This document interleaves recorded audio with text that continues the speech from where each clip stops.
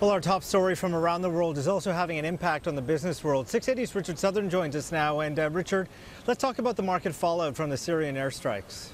Yeah, investors who are watching closely, we probably saw it, Francis, more reflected in commodities than we did in stocks. The TSX today was down 30 points. The Dow fell just 6. So not really a big reaction when it came to stocks, but the price of oil did jump more than 50 cents, back above 52 bucks per barrel. Anytime there's conflict in that region of the world, you see the price of oil move higher. Gold as well moved up. It's a place where investors flee to, commodity investors look to in times of trouble. So gold was up today. Some of the defensive sectors like telecom stocks also got bid higher. So traders are watching it closely, Francis, but stocks didn't move too dramatically today. Well, the Mint released a new $10 bill today, but it wasn't the woman on the front that we expected.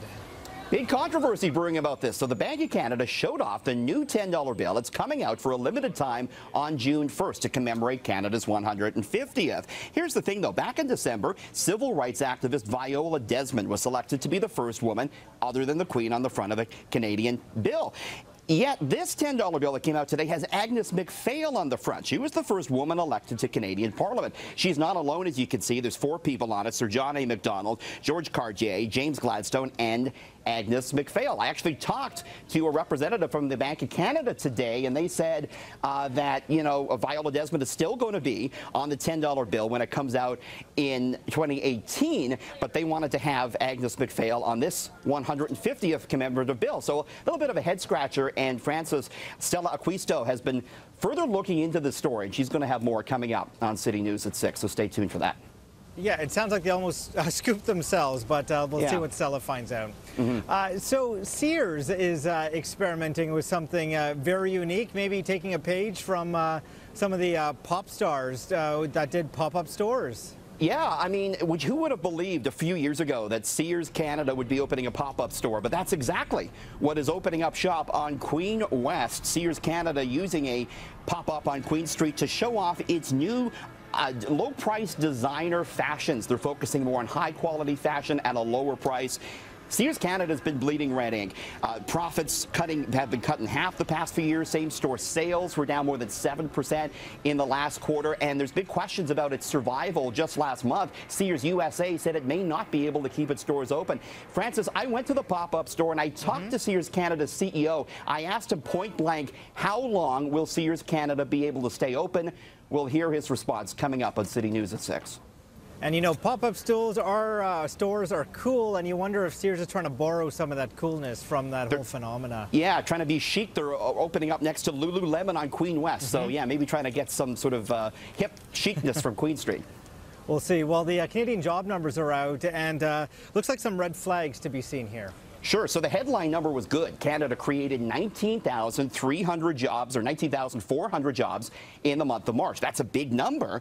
Unemployment rate did go up a bit to 6.7%, but the details were concerning. 95% were full-time jobs. Okay, that's good. But 95% of those were self-employed positions. That could include people working for a family business who aren't getting paid. Wage growth slowed to 1.1%. That's below the rate of inflation.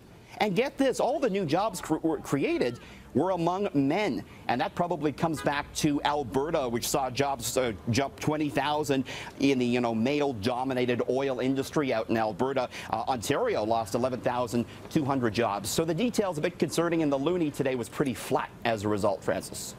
All right. Well, Richard, you've got to look at a new doll that maybe will come with the slogan, "Nice hair, though." It actually does. It does talk, Francis. Does it? It does. It's the Justin Trudeau doll. It's a collectible doll. It's not for kids, apparently. Although maybe your sons would like that. Maybe you could give that to your boys, Francis. It's described that looks a little creepy. No, thank you. Yeah, it's described on the website as a fully posable doll with a custom-fitted overcoat, shirt, and tie. It does speak Trudeau's some of his catchphrases, and the doll, it says on the website, is not a toy. It's a fine collectible to be enjoyed by adult collectors. It can be yours for $130 or 3 easy payments of $43.33, Francis. Even more creepy. The Prime Minister in a trench coat for adults. I don't know. Nice looking scarf, though. Yeah. Let's talk about this wacky food creation, but is it edible? Oh, it's edible, all right. It's Taco Bell coming in with a breakfast taco. It's called the Naked Breakfast Taco, and the shell of the taco is a fried egg. You can see the yellow yolk there. It's stuffed with sausage or bacon, as well as potato bites and nacho cheese. This is Taco Bell's latest creation. They're already out with a taco that has the shell made of fried chicken. So there you go, Francis. Something new every week from these fast food guys. For some reason, I've just lost my appetite. I don't know why, but Little bit greasy, little on the greasy side. We'll see. Thank you, Richard. Have a great weekend.